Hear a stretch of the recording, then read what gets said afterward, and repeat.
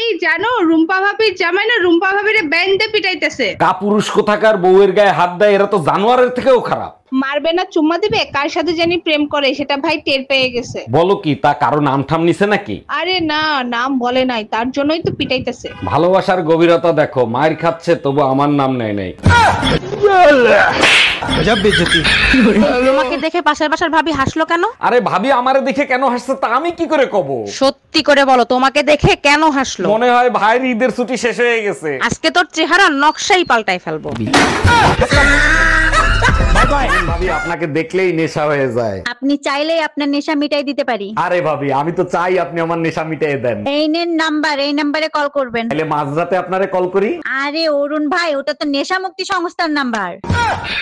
এই শোনো না, আমার ভাইয়ের বিয়েতে না একটা হার ছড়া দিবা, একটা লাল বেনারসি শাড়ি দিবা, ঠিক আছে? আচ্ছা আচ্ছা দিব। তোমাদের বাড়ি তো বাজার আছে, আমার জন্য একটা আইকলা বাঁশ পাঠাই দিই। আচ্ছা ঠিক আছে। মোটা না চিকন? কি বাস? নাকি টুম্পা ভাবির সাথে বাজি বান্ধা 500 টাকা হাইরা গেছো? কি বাজি বানছিলা? ভাবিরে বলছিলাম গায়ে হাত না লাগায় আমি কোলাকুলি করতে পারি। তোমার মতো গাধা আমি দুনিয়াতে কোথাও দেখি নাই। গায়ে হাত না লাগায় কোলাকুলি করে কেমনে? তুমি ঠিকই বলছো, কোলাকুলি করার পরে বুঝতে পারলাম গায়ে হাত না লাগায় কোলাকুলি করা সম্ভব না। ভাই ব্যাগ ট্যাগ গুছায় কোথায় রওনা দিলেন? কোথাও ঘুরতে যাচ্ছেন নাকি? ঘুরতে যাচ্ছি না ভাবি, ভালোবেসে অন্যায় করেছি তাই পালিয়ে যাচ্ছি। বলেন কি অরুণ ভাই, তাই নাকি? তা কাকে নিয়ে পলায় যাচ্ছেন? একাই যাচ্ছি। টুম্পা ভাবিকে ভালোবেসে তার নাম হৃদয়ে লিখেছি, সে আমার নাম থানায় লিখে আসছে। আরে ভাবি খাটে কি খুঁজতেছেন? আপনার ভাইয়ের হারিয়ে যাওয়া ইজ্জত। মানে কি বুঝলাম না। আমাকে বিয়ে করে আপনার ভাইয়ের নাকি ইজ্জত হারায় গেছে, সেটাই খুঁজতেছি। খাটে খুঁজতেছেন কেন? আরে ইজ্জত তো খাটেই হারাইছে। ও আচ্ছা। আপনি আর আমি নির্জন কোন স্থানে ঘুরে আসি। না বাপু, আমি যাব না। নির্জন জায়গায় একা পেয়ে যদি কিছু করেন। আরে ভাবি আপনি আমার উপর বিশ্বাস রাখতে পারেন, আমি কিচ্ছু করব না। কিছু যদি নাই করেন তাহলে নির্জন জায়গায় যে লাভ কি? ভাবি আপনি আর আমি নির্জন কোন স্থানে ঘুরে আসি। না বাপু, আমি যাব না। নির্জন জায়গায় একা পেয়ে যদি কিছু করেন। আরে ভাবি আপনি আমার উপর বিশ্বাস রাখতে পারেন, আমি কিচ্ছু করব না। কিছু যদি নাই করেন তাহলে নির্জন জায়গায় যে লাভ কি? এই পিঠা বানামো, পিঠা খাবা? বানাও। কি পিঠা বানামো? চিতই পিঠা না ভাপা পিঠা? আরে বানাও একটা। চিতল পিঠা আর বাবা পিঠা, সব পিঠার টেস্ট একই রকম, মায়ামেশের মতো। কি তুমি কয়টা মানুষের টেস্ট করছো?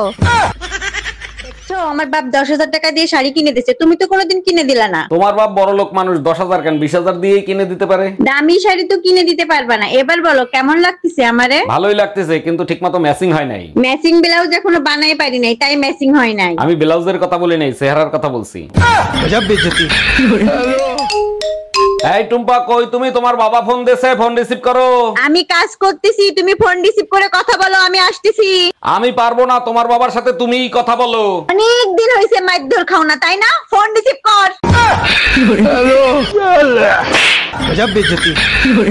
আমার মানি ব্যাগ থেকে টাকা নিছে কে? ঘরে কি চোর আছে নাকি? দেখো তুমি কোথায় খরচ করছো। কালকে রাতে গুনে রাখছি 700 টাকা, সকালে উঠে দেখি 200 টাকা। এই কাজ তুমি ছাড়া আর কেউ করে নাই। আরে বুকা, আমি যদি নিতাম তাহলে কি আর ওই 200 টাকা থাকতো?